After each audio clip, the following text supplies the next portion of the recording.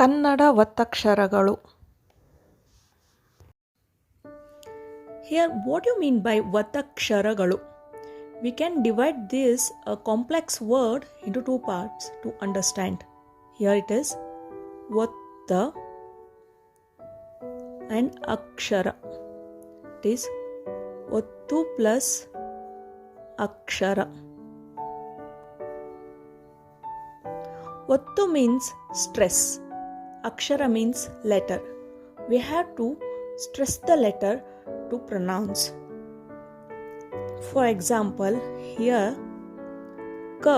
We know that simple ka is a Vyanjana. This is Vyanjana. The Vattakshara for this ka is like this. And how we'll pronounce? It is like ka.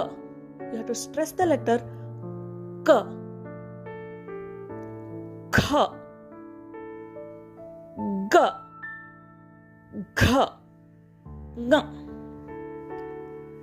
cha, cha, ja, jha, nya, ta, tha, da, dha, na, ta, tha, da, dha, na, pa, pha, ba, ba, ma, ya, ra, la, wa, sha, sha, sa, ha, la.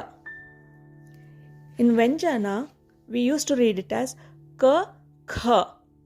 Here, since we have Vattakshara, for the ka Vyanjana, we have ka Vattakshara. If you write, it is a small part. What you see here is a ka Vattakshara. Now we have to stress the Vyanjana as ka. So the small things, whatever you are seeing down, are the Vattaksharagalu.